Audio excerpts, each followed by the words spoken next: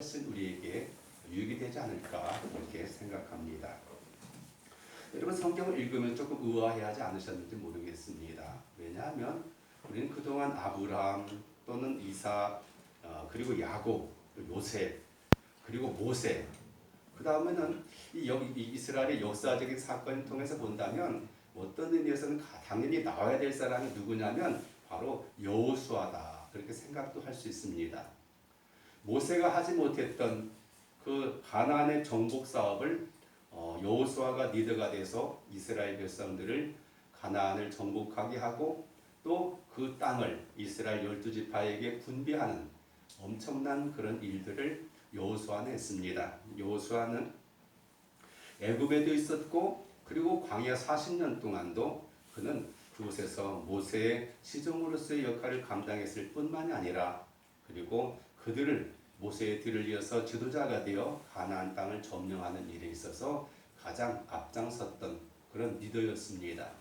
그렇다고 한다면 자연히 모세다움에는 여호수아 이렇게 등장해야 되는데 오늘 부모님은 전혀 예상하지 못했던 한 여인이 소개되고 있습니다. 그 여인의 이름은 바로 라합 이렇게 소개하고 있는 걸 보게 됩니다. 이 라합은 어떤 사람입니까? 어떤 의미에서는 전혀 이 성경의 본문과는 맞지 않는 그런 인물 가운데 하나라고 할 수 있습니다. 이스라엘 백성들의 가장 큰 장점은 뭡니까? 바로 아브라함의 후손이라고 하는 그런 혈연 관계, 하나님의 특별히 선택을 받은 그런 언약의 백성이라고 하는 그런 특징이 이스라엘 민족의 특징이라고 볼 수 있습니다. 그런데 라합은 어떤 사람입니까? 이방인입니다. 그것도 이제 여리고성에 살고 있는 모두가 하나님의 명령에 따라서 죽어야만 할 수밖에 없는 그런 사람이었습니다.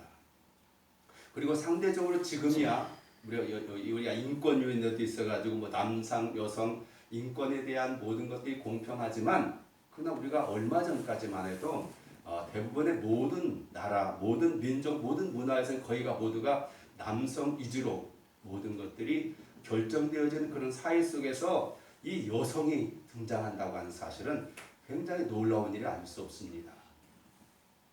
왜냐하면 우리가 성경을 읽다 보면요 숫자들이 나와요. 근데 숫자 셀 때 여성들은 숫자에 들어가지도 않아요. 이게 바로 당시의 여성상에 대한 그런 성경적인 입장이고 보편적인 그런 세계사의 일환이라고 볼 수 있습니다. 그런데 뜻밖의 히브리서 기자는 바로 라합이라고 하는 여인을 오늘 믿음의 유인 가운데 영웅 가운데 한 사람으로 우리에게 소개하고 있어요. 더군다나 오늘 성경에 보면 뭐라고 말씀하고 있냐면 기생라 이렇게 소개하고 있어요. 기생? 물론 기생도 여러 가지 종류가 있습니다. 그런데요, 우리가 성경의 히브리 성경이 그 알렉산드리아에서 그 히브리 학자들을 통해서 70명의 그런 학자들이 히브리어 성경을 헬라 성경으로 번역했습니다. 그런 성경이 있습니다. 굉장히 중요한 성경인데 거기서는 여기 귀분을 뭐라고 번역했냐면은 기생이 아니라 매춘부라고 소개하고 있어요. 매춘부, 몸을 파는 여인. 더군다나 기가 막힐 노릇이 아니에요. 어려움집의 어떤 그런 귀족의 자녀도 아니고 정갈하고 깨끗하고 어떤 성결한 그런 여인도 아니고 몸을 파는 또는 기성이라고 일컫는 그런 여인이 바로 이 거룩한 대열에 소개되고 있다고 하는 사실이 있어요. 에베소 2장에 보면은 이스라엘 백성들이 아는 사람들에 대한 당시의 일반적인 히브리 사상이 소개되고 있습니다. 그러므로 생각하라. 너희는 그때 육체로 이방인이요 손으로 육체 행한 할례당이라 칭하는 자들에게 무할례당이라 칭함을 받는 자들이라. 그때 너희는 그리스도 밖에 있었고 이스라엘 나라 밖의 사람이라. 약속의 언약들에 대하여 외인이요 세상에서 소망이 없고 하나님도 없는 자이더니. 바로 이런 사람들이 바로 전혀 하나님과는 상관도 할 수 없고 어디 끼어볼 수 있는 틈새도 없는 그런 현주소가 이 라합이라고 소개되고 있습니다. 그래서 여기 본 종교적으로나 사회적으로나 당시 일반적인 통념상으로 보면은 라합이라고 하는 여자는 도저히 하나님의 백성으로 들어갈 수도 없고 그냥 여리고 망할 때 함께 죽을 수밖에 없는 그런 사람이었다. 과거에 제가 어렸을 때는 그 어른들이 하는 소리가 많은 가운데 보면 모든 것이 뭘로 생각했냐면 하도 험한 세상들 살시다 보니까 일제 치하에 있었죠. 그 다음에 그 뭐 미군 군정 속에 있었고, 그 다음에 6.25 전쟁 터졌고, 정말로 세계 가장 가난한 나라 우리나라였지 않았습니까? 그래서 모든 것이 다 뭐라고 생각하냐면 운명이라고 생각했고 팔자 소관이라고 생각하셨어요. 팔자가 소관이 그렇지. 그래서 사람들이 모든 걸 그냥 체념했습니다. 어떻게 하든지 살아남는 것만이 그래도 우리가 살아가는 하나의 목적이라고 생각하고 그렇게 살았던 거지 말이야. 다 팔자 소관이요. 팔자. 이것은 나에게 정해진 거고 이걸 벗어날 수 있는 방법이 아무것도 없다고 생각하는 것이 오래된 그런 사람들의 관념이었습니다. 그렇다고 볼 때 이 라합이라는 여자는 그래서 보면요 어떻게 됩니까? 그는 그냥 그 안에서 죽을 수밖에 없는 그런 팔자였고 운명이었습니다. 더군다나 하나님의 명령에 따라서. 그런 그가 우리 식으로 말하면 팔자를 완전히 180도 고치는 그런 사건이 오늘 성경이 우리에게 소개되고 있고 그리고 위대한 사람으로 소개되고 있습니다. 왜냐하면 마태복음 1장에 보면은 예수님에 관한 족보가 나오죠.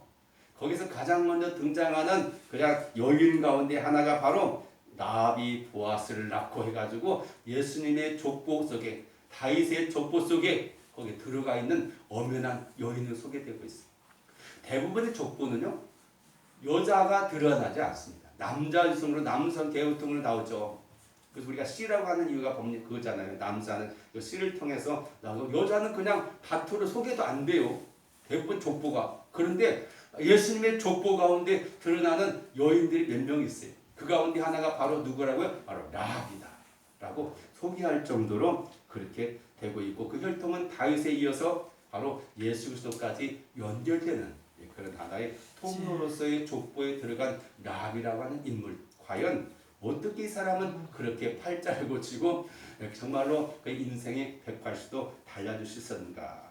라합의 믿음은 도대체 어떤 믿음인가? 도대체 그는 어떻게 그런 믿음을 소유할 수 있었는가?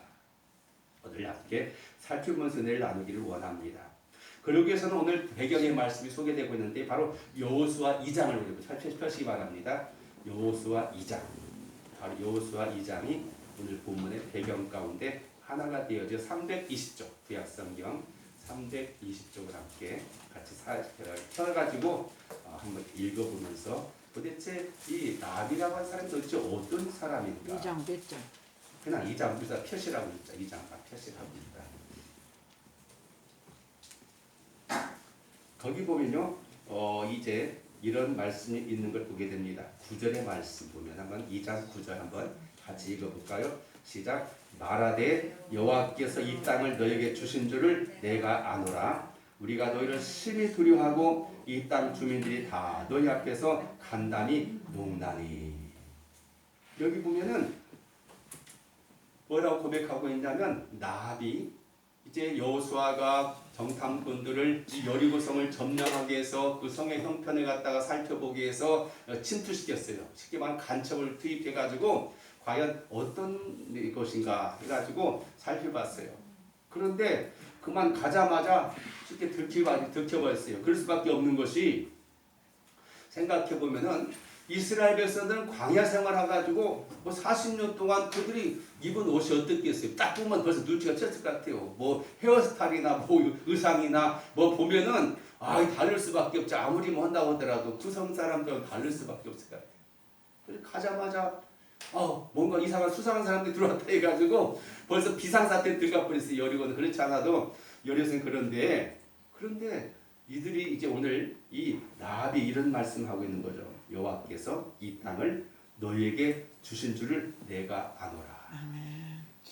우리가 너희를 심히 두려워하고 이 땅 주민들이 다 너희 앞에서 간담이 녹는다. 그렇게 말씀하고 있는 거죠. 이게 이 사람 기생이라고 하는 그런 오늘 성경에 소개되고 있는 것처럼 어쩌면은 뭐 여관 같은 걸 경영하면서 사람들이 갖다 이제 잠자할 수 있고 또 더 나아가서 어떤 그런 뭐 좀 그런 유학 같은 역할을 한 것 같아요. 그러니까 다양한 사람들을 저는 만날 수가 있었고 당시 세상 돌아가는 이야기들을 다양하게 들을 수 있을 것 같아요. 그 가운데 가장 흥미를 끄는 그런 소식은 뭐냐? 바로 이 히브리인들이에요. 애굽에서 나왔다고 하는데 그 사람들이 광야에서 이렇게 저렇게 움직이면서 그들이 행한 일들이 지나가는 그런 사람들, 특별히 이제 이때 당시도 그렇고 유목민들이 많이 있었고 그 가운데 이제 이 낙타를 통해서 이제 장사를 하는 이런 사람들이 있죠. 이곳저곳 돌아다니면서 이 사람들을 통해서 그는 많은 소식을 들었습니다. 그런데 아니 이 사람들이 도대체 어디로 가는가?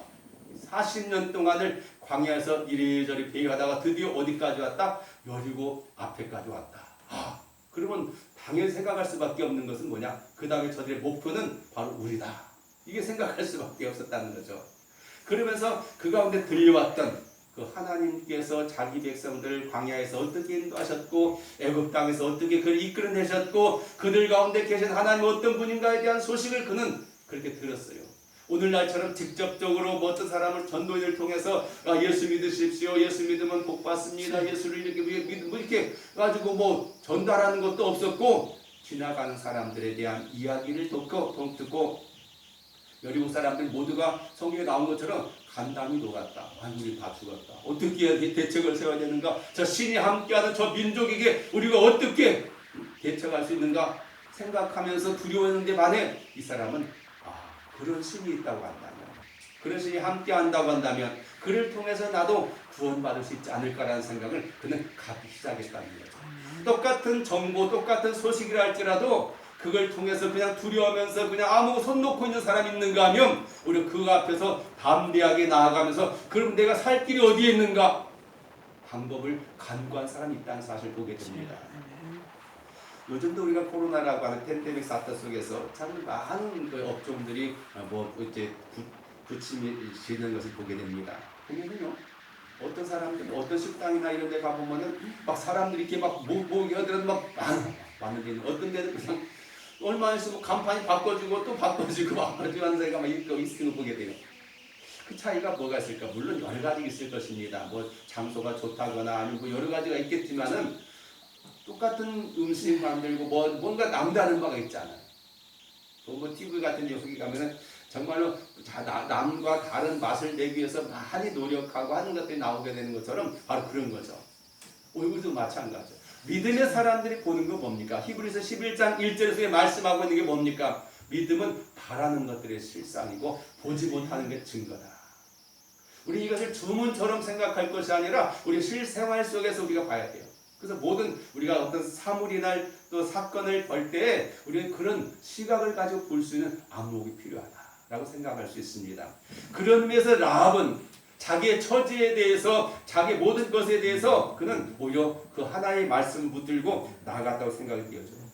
그때 이 아들은 굉장히 흉흉했을 거예요. 사실 우리나라도 그렇지 않습니까? 우리가 겉으로 보면 아무 걱정 없이 평안하게 잘 살고 있지만 우리 바로 북한에서는 핵을 갖다 개발해 놓고 벌써 몇십 개의 그 핵폭탄을 만들어 놨다고 말씀하고 있고 계속 미사일을 개발해 놓고 배치해 놓고 있어요. 그것이 우리나라에 또 도르게 되면 도망갈 데도 없어요. 미국같이 넓은 땅이나 되거나 중국 땅이나 넓은 땅이 되면은 그래도 좀 어디 도망갈 데 있지만 우리나라 같은 데는 밑에는 바다고 갈 데가 없습니다. 솔직히 우리 현실이 그래요. 그거 생각하면요, 우리나라 사람도 참 대담한지 뭔지 몰라. 서울 같은 데는 그냥 미사일도 아니고 그냥 방사포를 때려도 미어 서울은 그냥 사정거리 안에 있습니다. 지금 그런 것들이 굉장히 훈련을 많이 하잖아요. 사정거리가 느려가지고.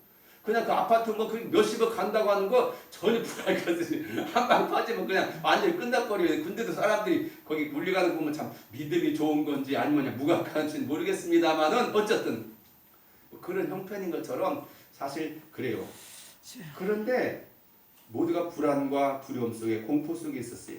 그런데 불구하고 이 사람은 오히려 하나님에 대한 희망을 가졌고 기대를 가졌다고 그는 볼 수 있겠다는 거죠.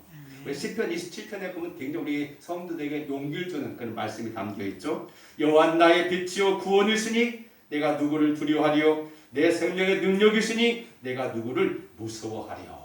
오늘 우리 이 말씀 항상 암송하면서 우리가 어렵고 힘겹고 약해질 때 이 말씀을 묵상할 수 있기를 바라겠습니다. 여기서는 우리가 어디서든지 사람이나 환경을 보는 게 아니라 바로 하나님을 볼 수 있어요.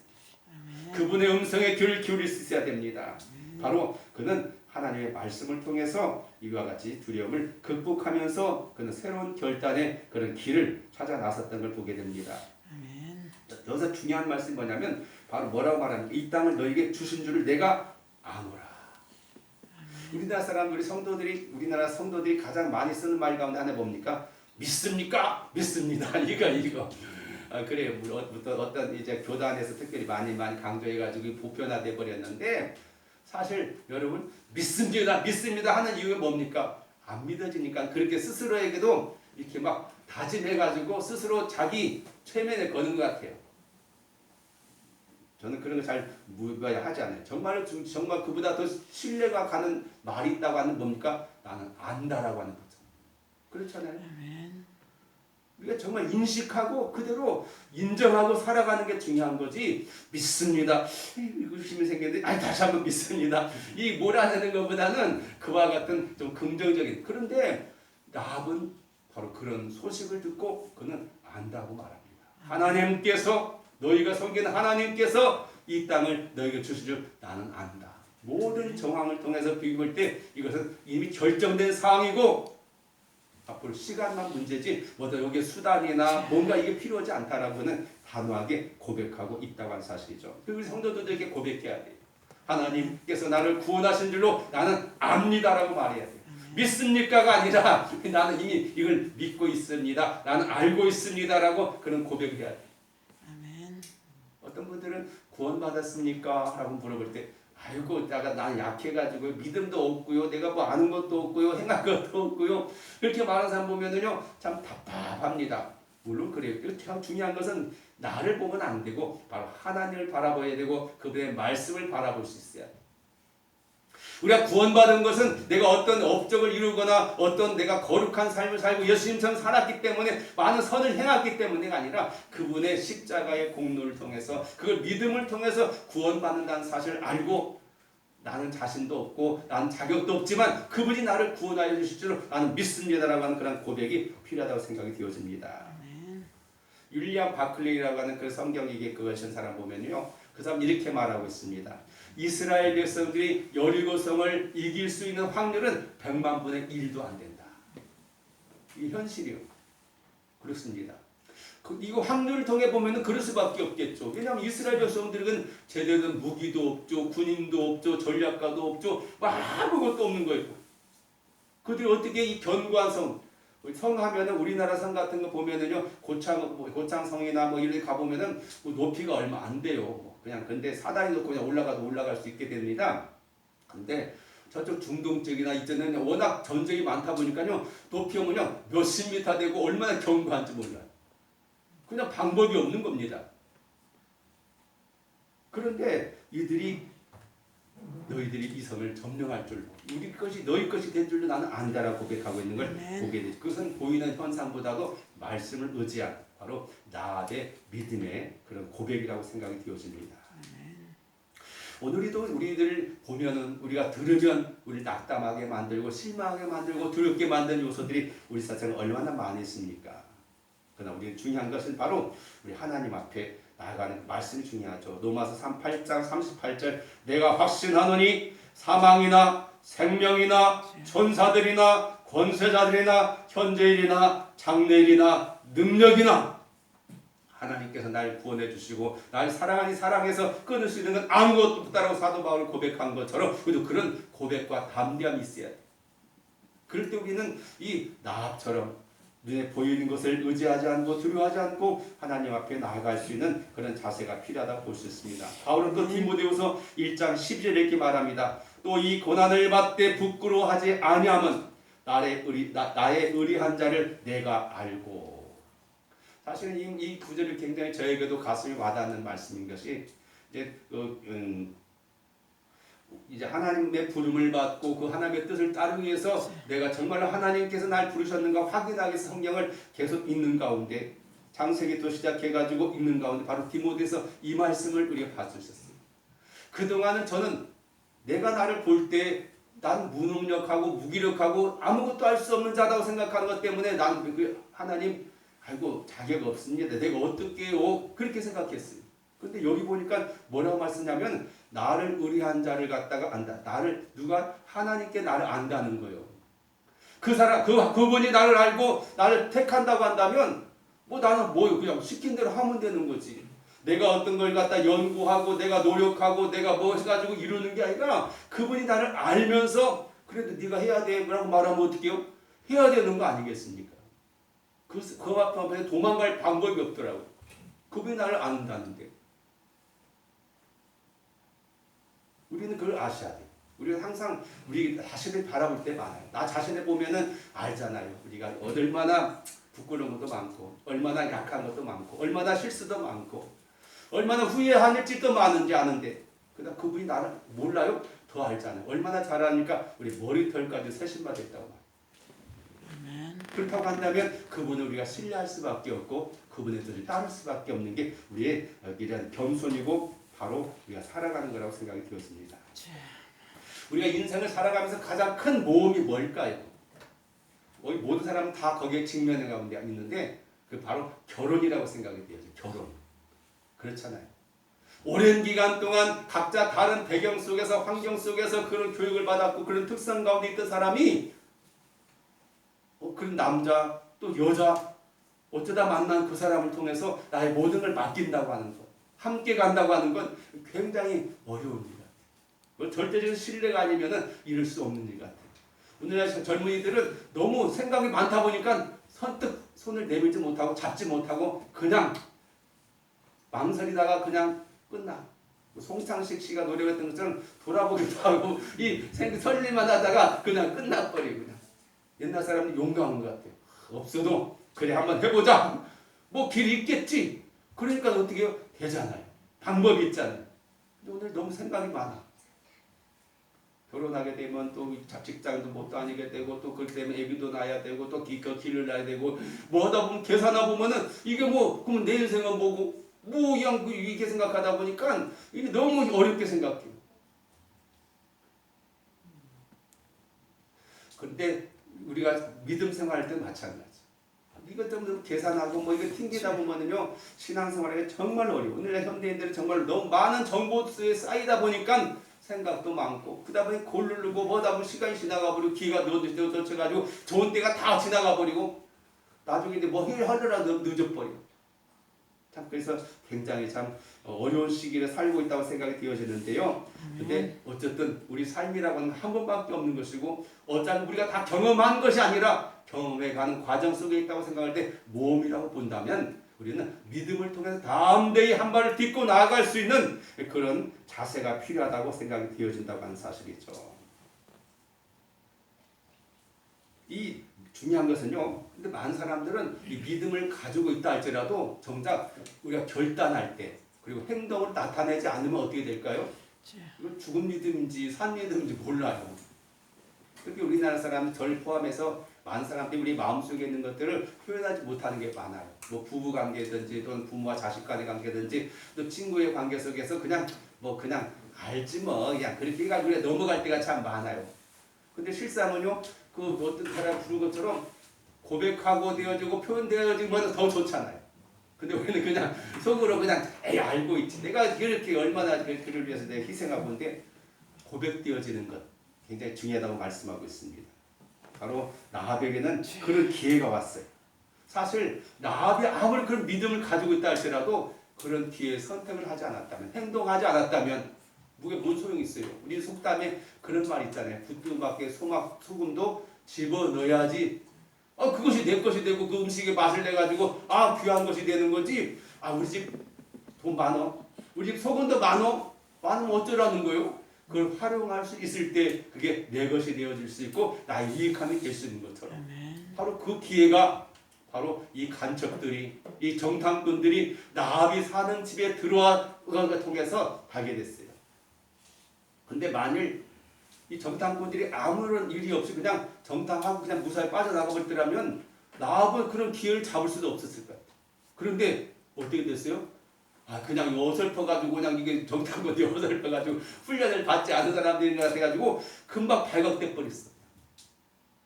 그래가지고 벌써 쫙 까져가지고 사람들이 어떻게 됐습니까? 보니까 3절에 보면요. 2장 3절 보면 이렇게 말해요.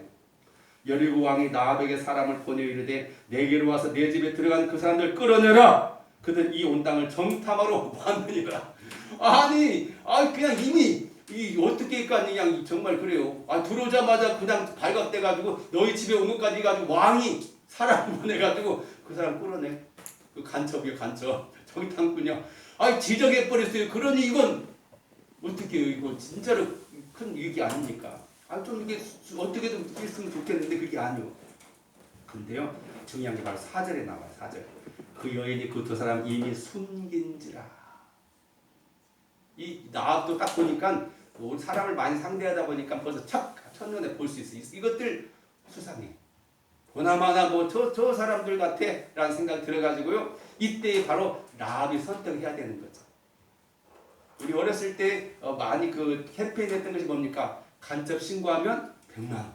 그때 당시 100만 원요. 집 한 채 살 때요. 근데 간첩 하나 신고만 하면은 그것이 진짜라고 발견되면은 집 한 채 생길 때요. 그래서 간첩 잡으려고 사람들이 막 했는데 지금 여리고 성의 가장 비상 속에서 이 간첩 신고한다면 당장 그 성의 영웅이 될 수 있는 거예요. 근데 그는 어떻게 했다고요? 그를 숨겼다라고 말해요. 이것이 나에게 준 하나의 기회다. 그래서 이미 숨겼다. 그러면서 뭐라고 말해요? 과연 그 사람이 내게 왔었으나 그들이 어디에서 왔는지 난 알지 못하였고 그 사람들이 어두워서 성문 밖에 나가는 것만 봤다. 라고 하는 그런 잘못된 고변을 하면서 그를 숨겨줬다고 말합니다. 그런데 6절에 보면 이미 그를 이끌고 지붕에 올라가서 지붕에 벌려놓은 3대에 숨겼더라. 바로 이게 믿음의 행위요. 어찌 보면 그냥 그럴 수 있겠지라고 생각할 수 있겠지만 이것은 어떤 것입니까? 정말 이것은 굉장히 위험한 모험 가운데 하나라고 볼 수 있습니다.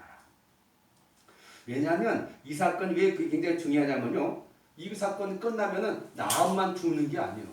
나압과 관계된 모든 가족들이 다 그 사람들에게 욕먹을 수밖에 없고 위선자가 될 수밖에 없고 배신자가 될 수밖에 없고 죽을 수밖에 없는 입장이라고 볼 수 있습니다. 보면은요, 재미있는 것이 우리 성경책 신약 성경을 보면요, 행위에 대해서 강조하는 그런 성경이 하나 있어요. 뭐냐면 야고보서. 야고보서는 뭐라고 말하고 하냐면 행함이 없는 믿음은 죽은 믿음이다. 그게 뭔 믿음이야? 믿음이 있다고 그냥 생각한다고 되는 게 아니야. 뭔가 보여줘봐. 이게 바로 야고보서의 그런 거예요. 그런데요, 거기 보면요, 바로 나압에 대한 성서가 바로 거기에 나오는 걸 우리 볼 수가 있어요. 야고보서 2장 25절에 보면 이렇게 말합니다. 이와 같이 기생 나압이 사자를 접대하여 다른 길로 나가게 할 때 행함으로 의롭다 하심을 받은 것이 아니냐, 이렇게 말하고 있어요. 야고보서의 행함을 통해서 하나님께 인정받은 사람을 대표적으로 두 사람을 모델을 삼겨요. 하나는 누구냐? 아브라함의 독자 이삭을 하나님께 바친 사건. 그리고 또 하나의 사례가 바로 이 나압이 정탐꾼들을 숨겨져 가지고 빼돌린 사건. 바로 이것을 야고보서 기자는 바로 행함이 있는 믿음의 하나의 대표로서 거기에 소개하고 있는 걸 보게 되어진다고 하는 사실이죠. 그래서 이 보면은 행함을 통해서 그렇게 나압은 그의 믿음을 사람들에게 하나님 앞에서 보였다라고 말씀하고 있는 것이죠. 그런데 정말 중요한 것은 그래서 사실 그 개혁자 마틴 루터 같은 경우는 야고보서를 갖다 성경으로 인정하지 않을 정도였어요. 아니 바울 통해서 믿음으로 의롭다함을 받아가지고 우리가 구원받는데 무슨 이가 이렇게 했는데 사실 이거 모두가 다 연결된 거예요. 사실 그렇게 행동할 수 있었던 근원이 어디가 있습니까? 바로 믿음이 있었기 때문에 행동할 수 있는 거죠. 믿음이 없는 사람이 어떻게 그렇게 할 수 있습니까? 흉내 내는 거하고 자기 결단하고 행동하는 것은 차원이 다를 수밖에 없는 거죠. 그래서 바로 이 성경은 그 나압의 그 행위에 대해서 바로 믿음의 행위였다라고 담대하게 우리가 권고하는 그런 내용이라 된다고 하는 것을 볼 수 있습니다. 그러면서 우리가 중요한 것은 이런 믿음의 행위를 통해서 나압에게 돌아온 결과가 무엇인가 우리가 생각해야죠. 그에 위대한 고백은 여호수아 2장 11절에 보면 이렇게 말하고 있습니다. 한번 같이 읽까요? 여호수아 2장 11절 읽습니다. 우리가 듣자 곧 마음이 녹았고 너희로 말미암아 사람이 정신을 잃었나니 너희 하나님 여호와는 위로는 하늘에서도 아래로는 땅에서도 하나님이시니라. 여기 보니까 대다수의 모든 여리고 사람들은 이미 정신도 녹았고 마음도 녹았고 그냥 다 기절 상태였다. 그런 신이 어디가 있냐? 그렇게 역사하고 능력 있는 신이 함께하는 백성 우리가 어떻게 대적할 수 있느냐라고 하는 게 그런 거죠. 바로 이것이 바로 라합의 고백이었어요. 신앙 고백이었습니다. 하나님 우리에게 그런 고백을 듣기를 원해요. 연인들 사이 속에 사랑의 고백을 듣기를 원하는데 우리 하나님께서는 우리 성도들에게서 믿음의 고백을 하기를 원해요.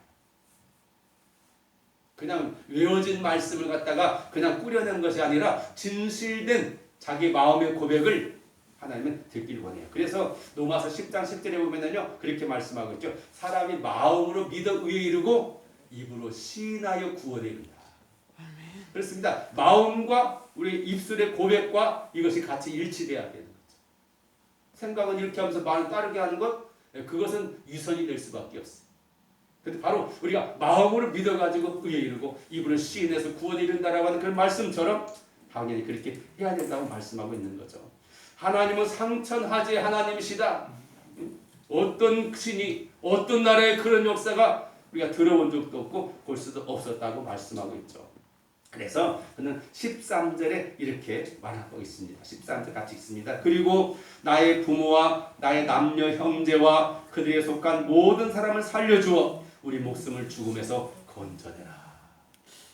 비록 라합은 그 집안에서는 어찌게 욕먹는 사람일지도 몰라요. 따돌림 당한 사람도 몰라요. 왜요? 귀한 딸이 돼가지고 그런 직업을 가지고 있는 사람들에게 부모가 형제들이 그래 잘했다고 하겠습니까? 물론 어쩔 수 없게 됐는지는 몰라요. 성경 저는 그런 침묵합니다. 그런데 이 라합의 마음속에는 그의 부모, 형제, 친구, 이웃을 사랑하는 그 마음이 있었어요. 바로 우리 성경이 보여주는 우리 사람의 됨됨이에 대해서 말씀합니다. 우리 너무 그 사람 지난날의 어떤 경력과 어떤 사건과 연루된 거에 대해서 너무 집요하게 하잖아요. 요즘 우리 그 장관들 검정할 때 보면은 얼마나 막 정말 샅샅이 뒤지는 몰라요. 성경은요 우리의 과거에 대해서 그냥 다 잊어버려주는 것만이 아니라 오늘 이 나 보니까 그렇게 해요. 나의 부모, 나의 남녀, 형제, 속한 모든 사람, 속한 사람들까지 우리 목숨을 구원해달라고 그는 당부하고 있는 그런 모습을 우리는 보게 되어진다고 하는 사실이죠. 그래요. 바로 오늘 우리도 마찬가지잖아요. 오늘 우리가 예수 믿고 나서 구원받았다는 확신을 가지고 은혜 받을 때 우리 가장 먼저 여러분 떠오르는 생각이 뭐예요? 우리 부모님 교회 안 다니는데, 우리 친구는 우리 형제는 안 다니는데, 내가 아는 그 사람이 교회 안 다니는데 저 사람도 구원받아야 될 텐데 이 그런 놀라운 기쁨과 감동과 그런 은혜를 함께 누려야 되는데 라는 마음이 들기에 우리는 쫓아가서 예수 믿게 만들려고 이런 말도 하고 이런 친전도 베풀게 되고 또 복음을 증가하지 않으면 안 되는 거 아니겠습니까? 이런 마음 우리 마음속에 일어나요. 오늘 너무 개인주의화 되는 사회 속에서 먼저 성도들의 마음이 이런 열정으로 들끓 수 있기를 원해요.